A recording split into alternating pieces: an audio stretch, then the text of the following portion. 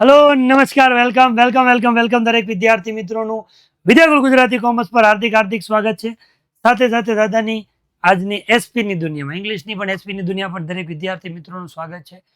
तो दीकरा ऑलरेडी तमारी जे वार्षिक परीक्षा जे टूंक समय में एटले के गणतरीना दिवसोमां केम समझी लो भाई अठवाडियानो समय है, तो एक वीकनो जे समयगाळो वध्यो छे एना माटे तैयारी माटे ऑलरेडी विद्यागुरु गुजराती कॉमर्स पर वन शॉट लेक्चर छे शुरू छे।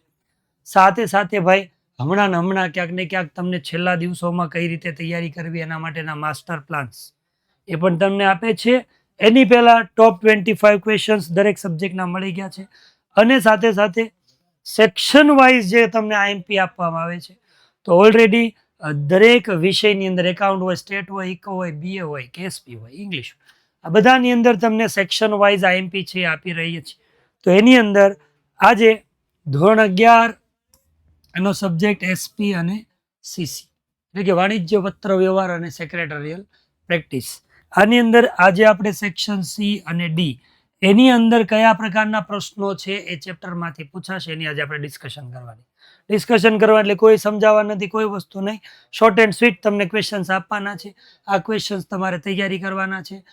પરીક્ષા તમારી વાર્ષિક પરીક્ષા આવે છે તો એની અંદર સૌથી વધારે હું એવું નથી કહેતો આવા પ્રકારના પ્રશ્નો પૂછાય, હું એવું કહું છું આ જ પ્રશ્નો પૂછાશે। તો સૌથી પહેલા આપણે તૈયારી કરવા માટે અને તમારે વધારે માર્ક્સ એસપીની અંદર લાવવા છે તો એના માટે સૌથી પહેલા આ પ્રશ્નો કરવાના છે। અહીંયા તમને સેક્શન સી અને સેક્શન ડી બંનેની અંદર પૂછાતા મોસ્ટ આઈએમપી ક્વેશ્ચન છે એ તમારી સામે લાવવાના છે। એની પછી હજુ આપણે એક લેક્ચર એના માટે લઈને આવવાના છીએ। કયો લઈને આવવાના છીએ?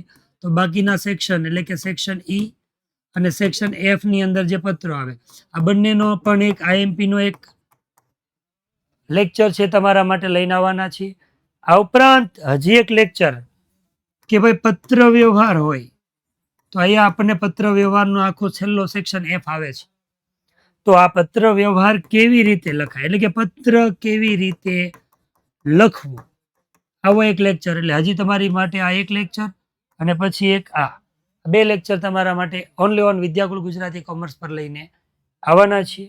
અત્યારે આપણે વાત કરીએ સેક્શન સી અને ડી એની અંદર સૌથી પહેલા સેક્શન સી એની અંદર સૌથી પહેલો પ્રશ્ન કે કયા સંજોગોમાં મૌખિક માહિતી સંચાર પદ્ધતિ અસફળ પુરવાર થાય? તો જો માહિતી સંચારનું કીધું છે, માહિતી સંચાર મૌખિક માહિતી સંચાર ક્યારે અસફળ પુરવાર થાય?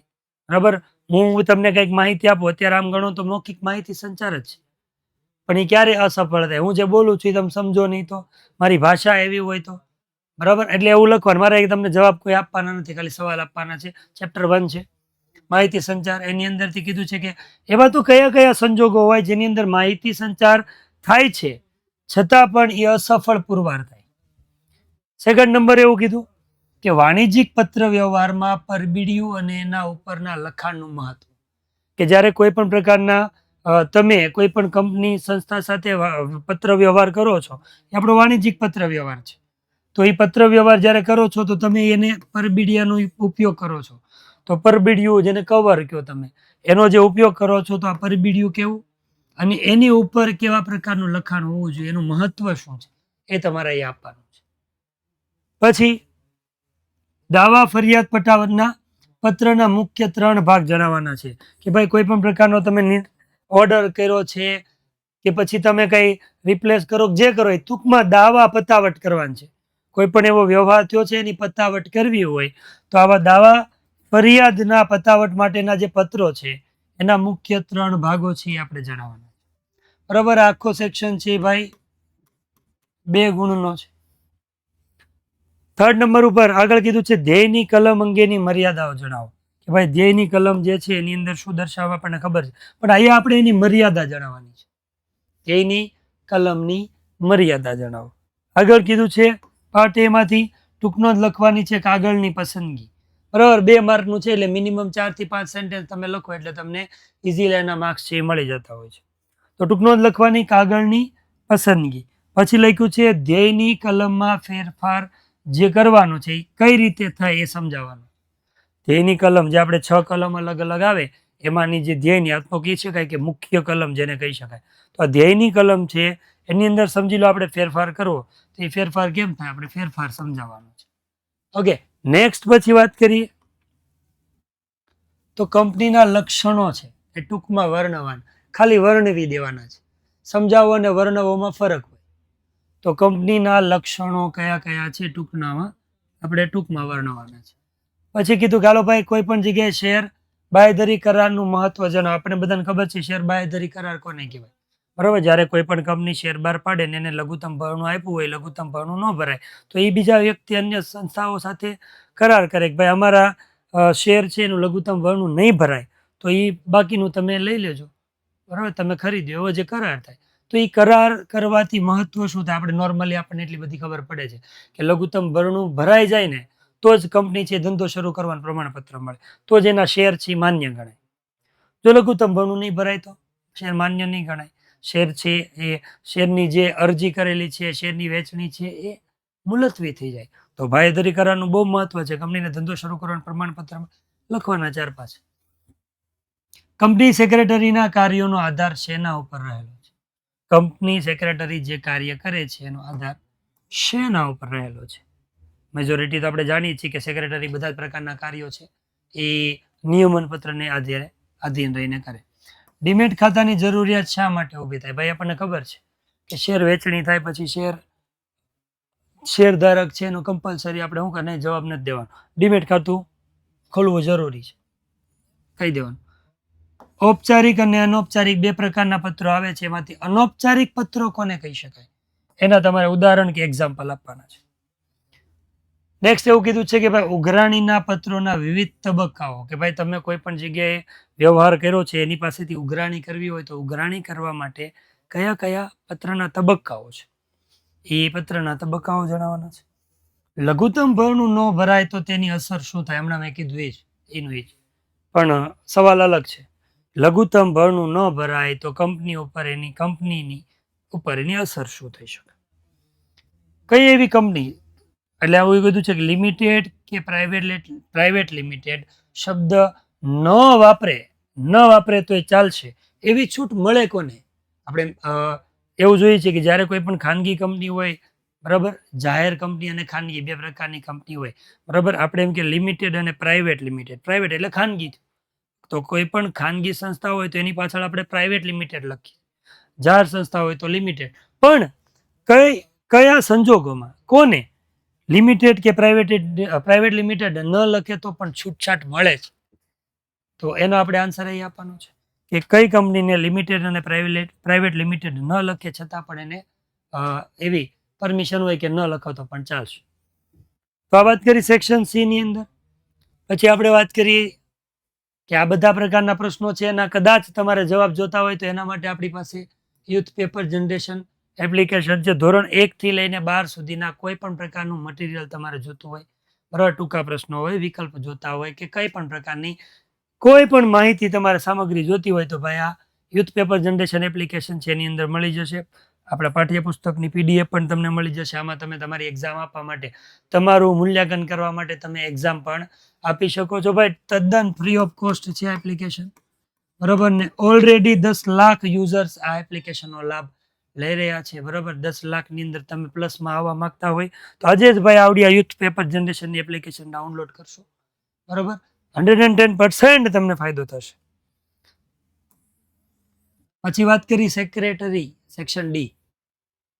એમાં એવું કીધું છે કે વહીવટી સેક્રેટરીના કાર્ય, ભાઈ આપણે અલગ અલગ પ્રકારના 6 અલગ અલગ સેક્રેટરીના પ્રકાર આવે, એમાંનો વહીવટી સેક્રેટરી જે કંપનીનું સમગ્ર સંચાલન કરે કહેવાય. પણ એ કયા કયા પ્રકારના કાર્યો? આમ તો નોર્મલી આપણને ખબર છે કે ભાઈ કંપનીનું મોટા ભાગનું કામ જે છે ને એ સેક્રેટરી કરે. પછી કંપની સ્થાપવાથી માંડીને કંપનીનું વિસર્જન કરવાનું હોય ને તો એ કરે. પણ આપણને આ 3 માર્કના એટલે કે 3 ગુણ આની અંદર પૂછાતા હોય તો આપણે મિનિમમ 6 કાર્ય લખી દે એટલે આપણું કામ થઈ જાય.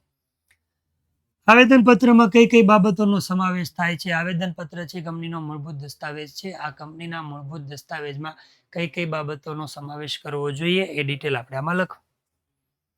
પછી એવું કહે છે કે આપણે અલગ અલગ 6 કલમ હોય એમાંની એક કલમ છે મૂડીની કલમ. કે ભાઈ મૂડીની કલમમાં કેવી રીતે ફેરફાર થઈ શકે. જ્યારે કંપનીની સ્થાપના થાય ત્યારે મૂડીની કલમમાં એની નિશ્ચિત મૂડી છે એ લખેલી હોય, બરાબર. કંપની નું અસ્તિત્વ અને એની મૂડી કેટલી છે એ બધું એની અંદર લખેલું હોય. તો એ મૂડીની કલમની અંદર ઇન ફ્યુચર સમજી લો કે કોઈ પણ પ્રકારનો ફેરફાર કરવો તો શક્ય છે કે નહીં, અને હોય તો કેવી રીતે ફેરફાર કરી શકાય આપણે આમાં લખવાનું છે. પછી અલગ અલગ પ્રકારના આપણે ટેબલ એ અને એવું બધા જોઈએ છીએ, એમાંથી ટેબલ જી. આ ટેબલ જી છે એની અંદર કઈ કઈ બાબતો એટલે કે કયા કયા નીતિ નિયમ કઈ બાબતોનો સમાવેશ કરવામાં આવે છે એ આપણે 3 માર્કની અંદર પૂછાય. 6-8 નામ લખી દો એટલે આપણું ચાલશે. સ્વેટ ઇક્વિટી શેરનો અર્થ અને એની જોગવાઈ. ભાઈ સ્વેટ ઇક્વિટી શેર કહેવાય કોને, અને એ સ્વેટ ઇક્વિટી શેર છે એની અંદર કઈ કઈ જોગવાઈઓ છે એ તમારે આમાં લખવાની છે. નેક્સ્ટ વાત કરી કે સમજી લો કે ઓર્ડર રદ કર્યો છે, તો ઓર્ડર રદ કરતી વખતે ધ્યાનમાં રાખવા લાયક બાબતો આપણે કહેવાની છે કે મારે કોઈ પણ જગ્યાએ ઓર્ડર કરેલો છે તો એ ઓર્ડર મારે રદ કરવો છે, તો એ ઓર્ડર રદ કરવા માટે મારે કઈ કઈ બાબતોનું ધ્યાન રાખવી, કાળજી રાખવી. ખાનગી સેક્રેટરી કોણ છે એના વિશે તમારે નોંધ લખવાની, એટલે ટૂંક નોંધ લખો એમ પણ કહેવાય. ખાનગી સેક્રેટરી છે શું, એના કાર્યો શું છે. આવેદનપત્રના લક્ષણો જણાવવાના છે. ધેન આંતરિક વહીવટનો સિદ્ધાંત સમજાવવાનો છે. આંતરિક વહીવટનો સિદ્ધાંત કોને કહેવાય? આંતરિક વહીવટનો સિદ્ધાંત. આંતરિક શબ્દ છે, શબ્દ પ્રમાણે આપણે આગળ વધવાનું છે, ધ્યાન રાખો. રેડી છે? પછી આગળ વધી ટૂંક નોંધ. ફોજદારી જવાબદારી કોને કહેવાય? કોઈ પણ કંપનીની અંદર કોઈ પણ વ્યક્તિની 2 પ્રકારની જવાબદારી હોય. એક હોય છે દીવાની જવાબદારી અને બીજી હોય છે ફોજદારી જવાબદારી. બેની ટૂંક નોંધ પણ પૂછી શકે. પણ આપણે અહીંયા આઈએમપી ની અંદર કહીએ તો ભાઈ ફોજદારી જવાબદારી કોને કહેવાય? આમ તો છે ને 2 જવાબદારી છે, નિભાવવી પડે. આ પ્રકારની દીવાની જવાબદારી છે, કદાચ નિભાવો નહીં તો તમને દંડ કે સજા ન થાય. પણ ફોજદારી જવાબદારી હોય, આને આપણી ભાષામાં કહીએ ને અંગ્રેજીની ભાષામાં, તો અહીંયા આને શુડ કહેવાય કે આ જવાબદારી છે, નિભાવો ન નિભાવો કાંઈ વાંધો નથી. પણ ફોજદારી જવાબદારી એટલે અહીંયા આપણે મસ્ટ કહેવાય. આ જવાબદારી કમ્પલસરી તમારે નિભાવવી જ પડે. ન નિભાવો તો તમને કોઈ પણ પ્રકારની દંડ કે સજા થઈ શકે છે. એ પછી સજા જેલની પણ હોઈ શકે અને પૈસા ભરવાની પણ, ફાઇનના સ્વરૂપમાં પણ હોઈ શકે. તો ટૂંક નોંધ લખવાની છે ફોજદારી જવાબદારી કોને. નેક્સ્ટ વાત કરીએ કે નિયમન પત્રમાં આવરી લેવામાં આવતી વિગતો જણાવવાની છે. સૌથી પહેલો કંપનીનો મૂળભૂત દસ્તાવેજ આવેદનપત્ર, બરાબર. પણ કંપનીને ચલાવવા માટે જે જરૂરી હોય એવો કઈ દસ્તાવેજ તો આપણે એને કહેશું નિયમન પત્ર. તો નિયમન પત્ર આમ જોવા જાય તો કંપનીને ચલાવવા માટેના જે કાંઈ સિદ્ધાંતો હોય, કંપનીની અંદર કયા પ્રકારે કામ ચાલશે એ નિયમન થાય, એટલે કે એમાં જે નિયમો હોય એ આપણું નિયમન પત્ર કહેવાય. તો એની અંદર કઈ કઈ પ્રકારની બાબતો છે એને આવરી લેવી જોઈએ એ લખવાનું છે કે ભાઈ નિયમન પત્રમાં આવરી લેવામાં આવતી વિગતો તમારે લખવાની. બહુ બધી છે ભાઈ, આપણે થોડી ઘણી લખવાની. પછી માહિતી સંચારની વિવિધ પદ્ધતિઓ, બરાબર. મારે કોઈ પણ જગ્યાએ કોઈ પણ વ્યક્તિ, કોઈ પણ સંસ્થા, કોઈની સાથે માહિતી સંચાર કરવો હોય, આમ તો આપણને ખબર છે કે મૌખિક માહિતી સંચાર થાય અને લેખિત માહિતી સંચાર થાય. આમાં આપણે કોનું કહેવાનું છે? માહિતી સંચારની વિવિધ પદ્ધતિઓ તમારે જણાવવાની છે. એની અંદર ડિટેલમાં તમારે લખવાનું. માર્ક્સને ધ્યાનમાં રાખીને લખવાનું છે. 3 ગુણ છે એટલે 3 ગુણ પ્રમાણે લખવાનું. લખી તો બહુ બધું શકાય પણ લખવાનું નથી. પછી અલગ અલગ સેક્રેટરી આવે, એમાંનો એક સેક્રેટરી વિભાગીય સેક્રેટરી. તો વિભાગીય સેક્રેટરી કહેવાય કોને, અને એ કંપનીની અંદર કયા પ્રકારનું કામ કરે, શું કાર્ય કરે છે એ જવાબ તમારે આમાં લખવાના. વિભાગીય સેક્રેટરી કોને કહેવાય અને એનું કાર્ય શું છે. સત્તા બહારના કાર્યો માટે સંચાલકોની જવાબદારી કેવા પ્રકારની હોય? આપણે શબ્દ સમજો, સત્તા બહારના કાર્યો. નિયમન પત્રમાં કંપનીને કાર્ય કરવા માટેની જે સત્તા આપી હોય એની સત્તાની મર્યાદા હોય. એ સત્તાની બહાર જઈને કોઈ પણ વ્યક્તિ હોય, કંપની હોય કે કોઈ પણ કામ ન કરી શકે. તો સેક્રેટરીને નિયમન પત્રમાં સત્તા આપી હોય, કંપનીને બધાને સત્તા જે આપી હોય એ સત્તાની ઉપરવટ જઈને જો કામ કરવામાં આવે ને તો એને કહેવાય સત્તા બહારનું કાર્ય. અને સત્તા બહારનું કાર્ય છે એને સત્તા આપવામાં આવી નથી તો એ ગેરકાયદેસર કહેવાય.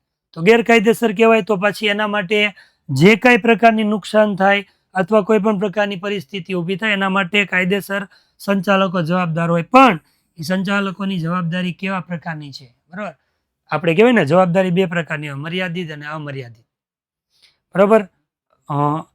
પૈસા લઈને આવ્યા હોય, જેટલા શેર લીધા હોય એ પૂરતી જ જવાબદારી હોય તો એ મર્યાદિત કહેવાય. અને અમુકમાં આપણે એને કહીએ કે અમર્યાદિત જવાબદારી. જેમ કે સમજી લો કે મારી કંપનીનું ઉઠમણું થઈ ગયું છે, કંપનીનું વિસર્જન કરી દો, તો મારે જે વ્યક્તિઓને પૈસા ચૂકવવાના છે એ પૈસા ચૂકવવા પડશે. તો જો મારી કંપનીની મિલકત જેટલી હોય, એની જેટલા પૈસા કે જે કાંઈ હોય એટલું જ મારે ચૂકવવું પડતું હોય, અને પછી બસ હવે પૂરું થઈ ગયું, અમારી પાસે પૈસા નથી, હવે ઘરના મારે ચૂકવવાની જરૂર નથી, તો મારી જવાબદારી કેવી થઈ? મર્યાદિત. પણ ઘણી વખત જવાબદારી કેવી હોય? અમર્યાદિત. કંપનીના પૈસા પૂરા થઈ જાય તો તમારા ઘરના પણ પૈસા લાવવા પડે, અને જે કાંઈ લેણું છે ને એ ચૂકવવું પડે.